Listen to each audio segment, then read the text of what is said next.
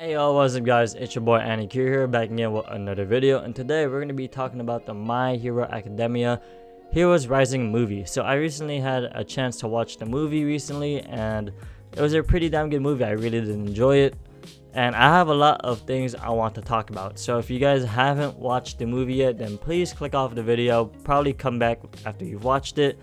But getting into what happened with the movie, I'm not really going to be discussing like every single plot point, but I'm going to be talking about things that stuck with me throughout the movie and what I got coming out of the theater. So yeah, getting into what happened. So the movie revolves around 9, Bakugo, and Deku. And the movie also focuses on 2 kids.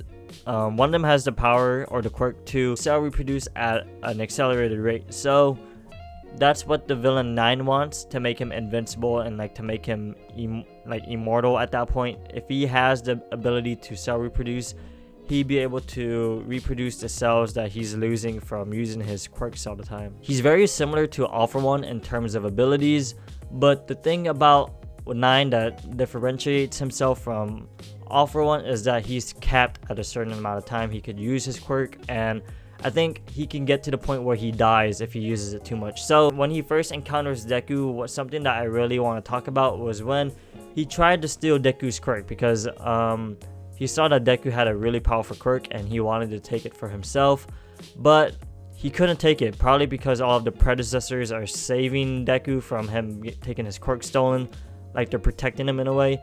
But the thing about 9, what he says to Deku, or what he thought to himself, was that Deku might have the ability to use multiple different quirks also. So that's actually really exciting.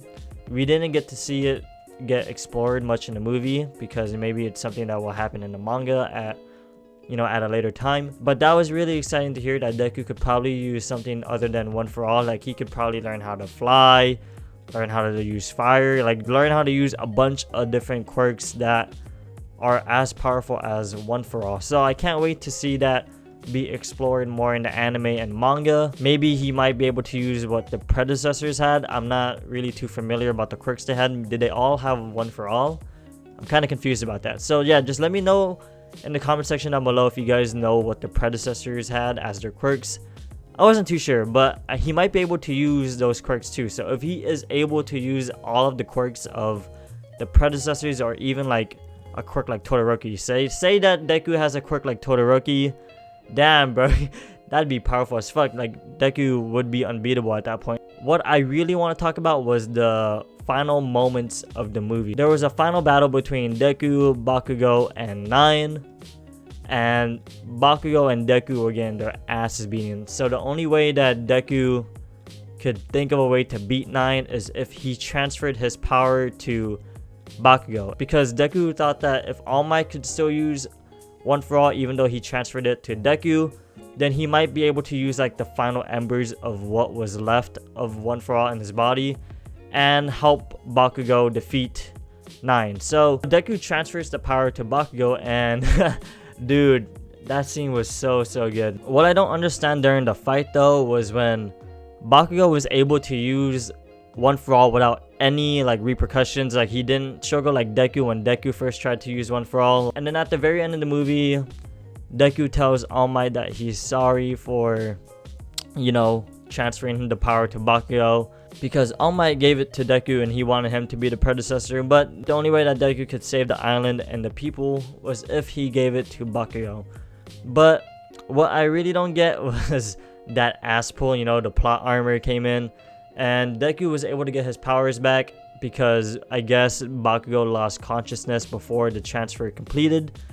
So Deku never lost his powers. He gets to keep All For One, and at the same time Bakugo loses every memory that happened with him using One For All. So I guess this movie was canon, but at the same time, Bakugo doesn't remember anything. So at the end of the day, it doesn't really matter towards the anime and manga, because it will never be explored again. Bakugo forgot about it, and no one's ever gonna tell him what happened with him and One For All. But yeah, those were the things that I really want to talk about. Just wanted to talk about how Deku has the possibility of using multiple quirks, and how cool it was to see Bakugo and Deku use One For All together and defeat 9.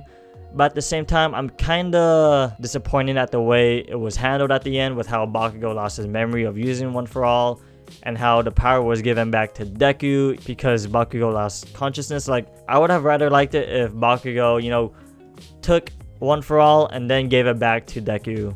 But the whole losing your consciousness and then Deku still keeping it thing was a very disappointing explanation to me personally, of how Deku gets to keep One For All. But getting into how I feel about the movie, it was really good. I like how Class 1A was separated from heroes. Like, they were completely by themselves in this movie. They were on an island actually, and since the villains cut communication with the telephones and everything, they weren't able to communicate with the heroes all the way in Japan at all. So they were on their own this whole movie, and it was fun to see how they handled villains by themselves with no supervision, no heroes, no All Might. It was just them. It was just Bakugo, Deku, Momo, Ochako, Frappy, all of them just completely by themselves, isolated, having to deal with a bunch of villains. So I really liked how this movie set it up to where they could finally get their time to shine and not be saved by anyone but themselves.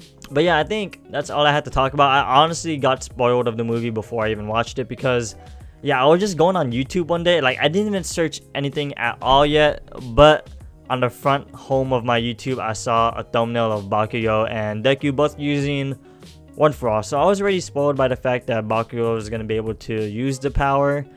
But all in all, I still really enjoyed the movie. It was way better than the first movie. I mean, the first movie was good. I really liked Melissa and everything, but the second movie tops the first movie tenfold. Like, the animation in this movie was something to admire. Like, if you guys are just watching my review right now and just listening to me ramble, then I suggest that you guys go to a theater that is showing My Hero Academia and watch the movie, because yeah, the animation is really, really good. Like, I didn't expect it. Even after watching the first movie, I thought that the first movie was gonna have good animation, but it looked just like the anime. But this movie actually ups the quality, and yeah, it's something to look forward to, and I think it's really worth your time to watch this movie. But yeah, I think that's all I have to say for this video. Let me know how you guys feel about the movie in the comment section down below. How do you guys rate Heroes Rising? What do you guys think about Deku being able to use multiple quirks?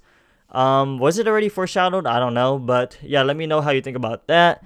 Also, let me know how you think about the whole Bakugo getting One For All, losing it, and not even getting to keep memories of it. Was that an asshole to you? Was that some BS? Let me know in the comment section down below. Leave a like if you guys enjoyed today's video. Subscribe if you guys are new. Once again, it's been your boy Anikyo signing off, and peace.